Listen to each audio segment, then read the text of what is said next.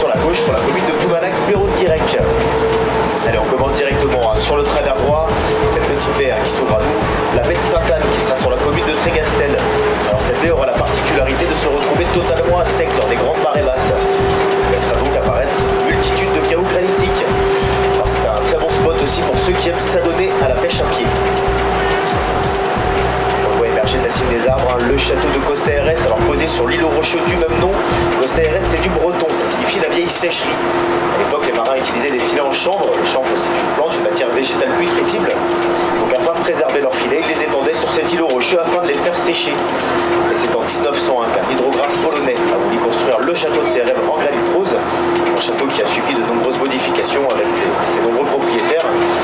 Alors à noter que tout le bois qui orne l'intérieur de ce château proviendrait d'un 3-mâts qui se serait échoué ici en 1896.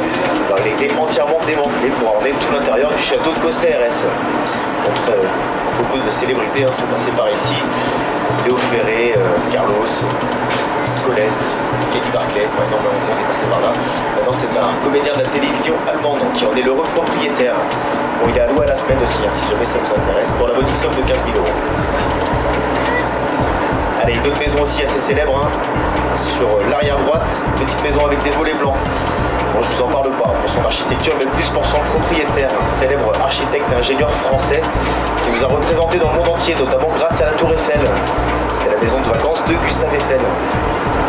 Il était tombé amoureux de cette côte de granit rose et c'est d'ailleurs ici qu'il a inventé l'anémomètre à coupelle, un petit instrument qui sert à mesurer la force du vent. Vous avez le chenal d'accès aussi au petit port pittoresque de Ploumanac, un chenal qui fera frontière entre les deux communes, entre la commune de Trégastel et la commune de Perros-Guirec-Ploumanac. Il court environ 800 mètres à l'intérieur des terres et c'est ce qui fera bénéficier à ce petit port de l'un des meilleurs abris de cette côte nord bretonne. C'est vrai que tous ces remparts naturels en granit rose offrent un véritable havre de paix pour un marin qui voudrait y séjourner. Alors toujours sur le travers droit, le phare du Mineru, introduire par Pierre Rouge ou Pierre Usé. Alors lui indique l'entrée du chenal du port de Ploumanac et c'est un phare à secteur. Alors si vous êtes dans le secteur rouge, faites cap sur les cailloux. Si vous êtes dans le secteur blanc, faites cap sur l'entrée du chenal. Malgré ses apparences de donjon médiéval, c'est un phare qui est relativement récent, qui a été détruit lors de la Seconde Guerre mondiale, puis reconstruit en 1947 en granit rose à l'aide des carrières qui sont situées un petit peu plus dans les terres au niveau de la clarté de Ploumanac. D'ailleurs, il reste des vestiges de son prédécesseur qui lui était en granit gris. Alors si vous avez l'occasion d'aller faire une petite balade sur le sentier, c'est vrai que je vous le conseille, ça vaut le coup d'œil. Voilà, nous passons la pointe du Mineru avec ce gros bloc granitique. Nous allons accéder directement dans la petite anse de Port-Scamor. Port-Scamor, toujours du breton, le port où il y a toujours de l'eau. C'est d'ailleurs ici qu'a été implanté le bateau de sauvetage de la SNSM, la Société Nationale de Sauvetage en Mer. On voit, il est sorti en plus là. Alors c'est la vedette du président Coutin qui est posé sur son berre. Alors lorsqu'il est demandé sur intervention, c'est très simple. On desserre les freins du chariot, on n'oublie pas de monter dans le bateau bien évidemment.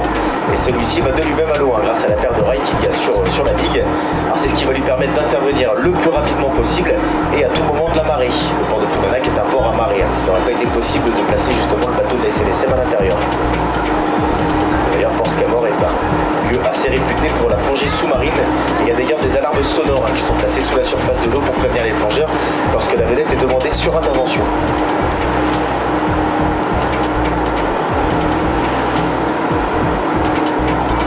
Bon, ici on a à peu près 40 mètres d'eau sous le bateau. Ça plonge vraiment à pic. Si près de la côte comme ça, c'est assez rare. Alors tout ce que vous voyez au-dessus de la surface, il faut l'imaginer au fond. Ça va créer de nombreuses grottes, failles et cavités qui feront le bonheur de la faune et de la flore sauvage. Avec toujours son travers droit, un rocher qui repose sur un